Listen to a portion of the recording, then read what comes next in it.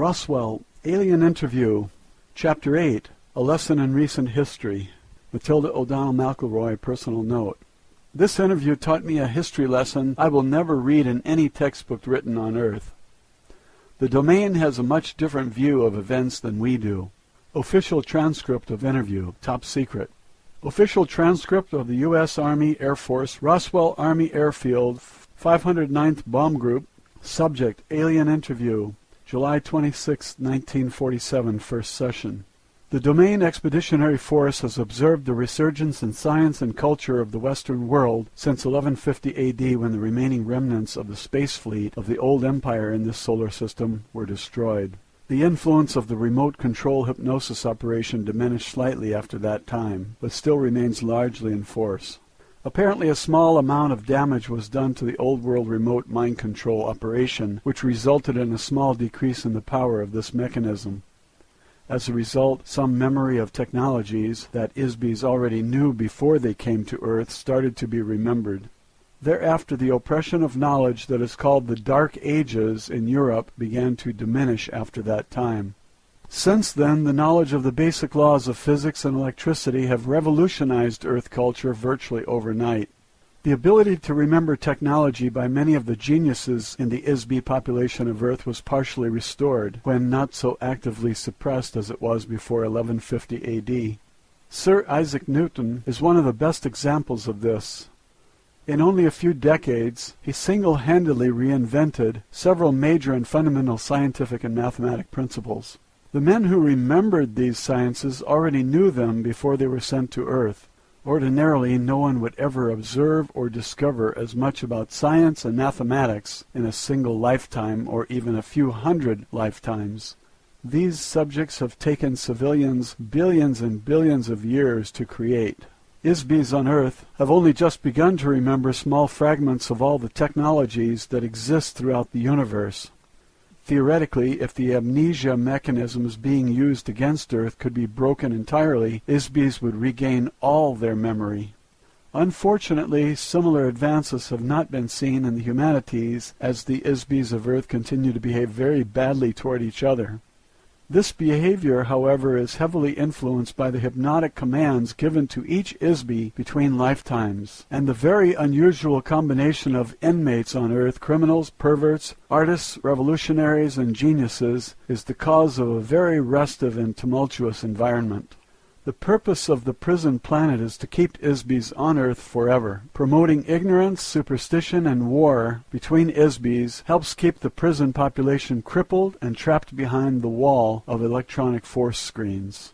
ISBs have been dumped on Earth from all over the galaxy, adjoining galaxies, and from planetary systems all over the old empire, like Sirius, Aldebaran, the Pleiades, Orion, Draconis, and countless others. There are ISBs on Earth from unnamed races, civilizations, cultural backgrounds, and planetary environments. Each of the various ISB populations have their own language, belief systems, moral values, religious beliefs, training, and unknown and untold histories. These ISBs are mixed together with earlier inhabitants of Earth who came from another star system more than 400,000 years ago to establish the civilizations of Atlantis and Lemuria. Those civilizations vanished beneath the tidal waves caused by a planetary polar shift many thousands of years ago, before the current prison population started to arrive.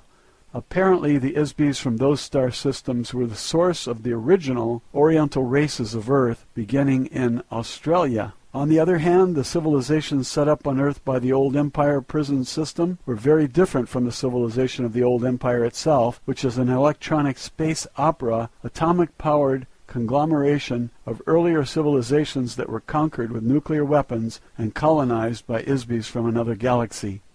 The bureaucracy that controlled the former old empire was from an ancient space opera society run by a totalitarian confederation of planetary governments, regulated by a brutal social, economic, and political hierarchy, with a royal monarch as its figurehead. This type of government emerges with regularity on planets where the citizens abandon personal responsibility for autonomous self-regulation. They frequently lose their freedom to demented ISBs who suffer from an overwhelming paranoia that every other ISB is their enemy who must be controlled or destroyed. Their closest friends and allies, whom they espouse to love and cherish, are literally loved to death by them. Because such ISBEs exist, the domain has learned that freedom must be won and maintained through eternal vigilance and the ability to use defensive force to maintain it. As a result, the domain has already conquered the governing planet of the old empire. The civilization of the domain, although considerably younger and smaller in size, is already more powerful, better organized, and united by an egalitarian esprit de corps never known in the history of the old empire. The recently despoiled German totalitarian state on Earth was similar to the old empire, but not nearly as brutal, and about 10,000 times less powerful. Many of the ISBEs on Earth are here because they are violently opposed to the totalitarian government, or because they were so psychotically vicious that they could not be controlled by the old empire government. Consequently, the population of Earth is disproportionately comprised of a very high percentage of such beings. The conflicting cultural and ethical moral codes of the ISBEs on Earth is unusual in the extreme.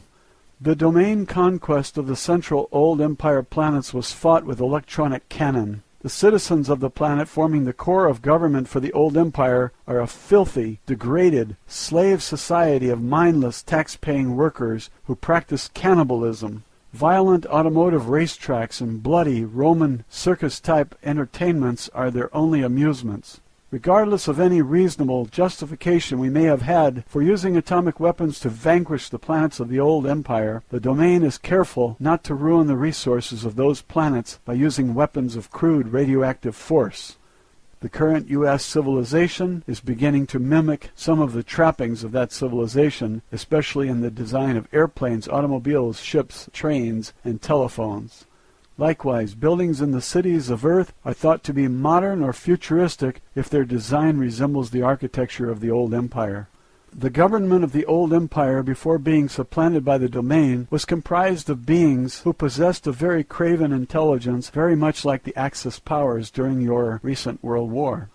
Those beings manifested precisely the same behavior as the galactic government that exiled them to external imprisonment on Earth. They were a gruesome reminder of the ageless maxim that an ISBE will often manifest the treatment they have received from others.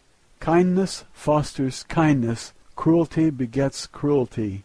One must be able and willing to use force tempered with intelligence to prevent harm to the innocent. However, extraordinary understanding, self-discipline, and courage are required to effectively prevent brutality without being overwhelmed by the malice that motivated the brutality.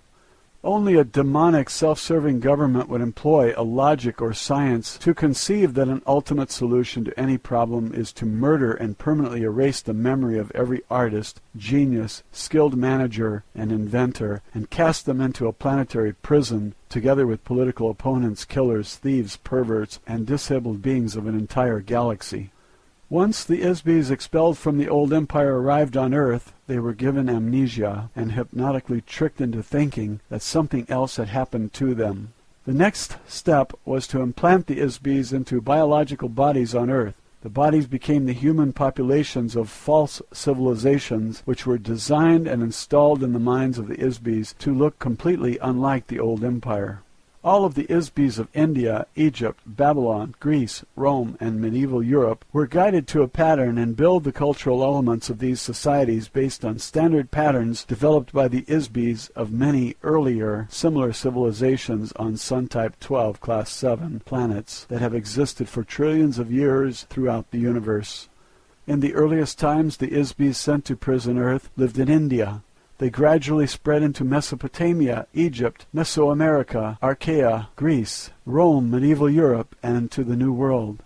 They were hypnotically commanded to follow the pattern of a given civilization by the old empire prison operators. This is an effective mechanism to disguise the actual time and location from the ISBEs imprisoned on Earth. The languages, customs, and culture of each false civilization are intended to reinforce amnesia because they do not remind the ISBEs on Earth of the original Old Empire planets from which they were deported.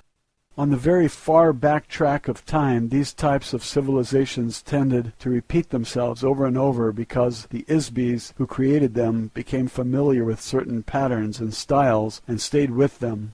It is a lot of work to invent an entire civilization complete with culture, architecture, language, customs, mathematics, moral values, and so forth. It is much easier to replicate a copy based on a familiar and successful pattern. A Sun Type 12 Class 7 planet is the designation given to a planet inhabited by carbon-oxygen-based life forms. The class of the planet is based on the size and radiation intensity of the star, the distance of the planetary orbit from the star, and the size, density, and gravity and chemical composition of the planet. Likewise, flora and fauna are designated and identified according to the star type and class of the planet they inhabit. On the average, the percentage of planets in the physical universe with a breathable atmosphere is relatively small. Most planets do not have an atmosphere upon which life forms feed, as on Earth, where the chemical composition of the atmosphere provides nutrition to plants and other organisms which in turn support other life forms. When the domain force brought the Vedic hymns to the Himalayas region 8,200 years ago, some human societies already existed. The Aryan people invaded and conquered India, bringing the Vedic hymns to the area. The Vedas were learned by them, memorized, and carried forward verbally for 7,000 years before being committed to written form. During that span of time, one of the officers of the Domain Expeditionary Force was incarnated on Earth as a Vishnu. He is described many times in the Rig Veda. He is still considered to be a god by the Hindus. Vishnu fought in the religious wars against the old empire forces. He is a very able and aggressive Isbi, as well as a highly effective officer, who has since been reassigned to other duties in the domain. This entire episode was orchestrated as an attack and revolt against the Egyptian pantheon installed by old empire administrators. The conflict was intended to help free humankind from implanted elements of the false civilization that focused attention on many gods and superstitious ritual worship demanded by the priests who managed them. It is all part of the mental manipulation by the old empire to hide their criminal actions against the Isbis on Earth. A priesthood, or prison guards, were used to help reinforce the idea that an individual is only a biological body and is not an immortal spiritual being. The individual has no identity. The individuals have no past lives. The individual has no power. Only the gods have power, and the gods are the contrivance of the priests who intercede between men and the gods they serve. Men are slaves to the dictates of the priests, who threaten eternal spiritual punishment if men do not obey them. What else would one expect on a prison planet where all the prisoners have amnesia and the priests themselves are prisoners? The intervention of the domain force on Earth has not been entirely successful due to the secret mind control operation of the old empire that still continues to operate. A battle was waged between the old empire forces and the domain through religious conquest between 1500 BCE and about 1200 BCE. The domain forces attempted to teach the concept of an individual, immortal spiritual being to several influential beings on Earth. One such instance resulted in a very tragic misunderstanding, misinterpretation, and misapplication of the concept. The idea was perverted and applied to mean that there is only one Isbi instead of the truth that everyone is an Isbi. Obviously, this was a gross incomprehension and an utter unwillingness to take responsibility for one's own power. The old empire priests managed to corrupt the concept of the individual immortality into the idea that there is only one all-powerful Isbi and that no one else is or is allowed to be an Isbi. Obviously, this is the work of the old empire amnesia operation. It is easy to teach this altered notion to beings who do not want to be responsible for their own lives. Slaves are such beings. As long as one chooses to assign responsibility for creation, existence, and personal accountability for one's own thoughts and actions to others, one is a slave. As a result, the concept of a single monotheistic God resulted and was promoted by many self-proclaimed prophets such as the Jewish slave leader Moses, who grew up in the household of the Pharaoh Amenhotep III, and his son Akhenaten, and his wife Nefertiti, as well as his son Tutankhamun.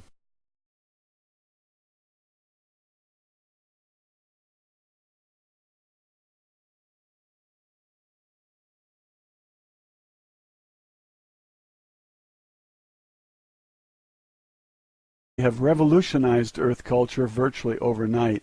The ability to remember technology by many of the geniuses in the ISB population of Earth was partially restored, when not so actively suppressed as it was before 1150 AD.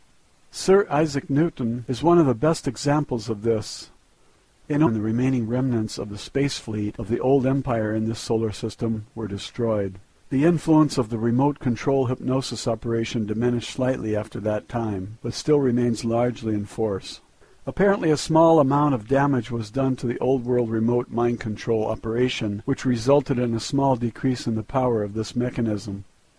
As a result, some memory of technologies that ISBs already knew before they came to Earth started to be remembered. Thereafter, the oppression of knowledge that is called the Dark Ages in Europe began to diminish after that time. Since then, the knowledge of the basic laws of physics and electricity. Roswell, Alien Interview, Chapter 8, A Lesson in Recent History. Matilda O'Donnell McElroy, personal note. This interview taught me a history lesson I will never read in any textbook written on Earth. The domain has a much different view of events than we do. Official transcript of interview, top secret. Official transcript of the U.S. Army Air Force, Roswell Army Airfield, 509th Bomb Group. Subject, Alien Interview, July 26, 1947, first session. The Domain Expeditionary Force has observed the resurgence in science and culture of the Western world since 1150 AD.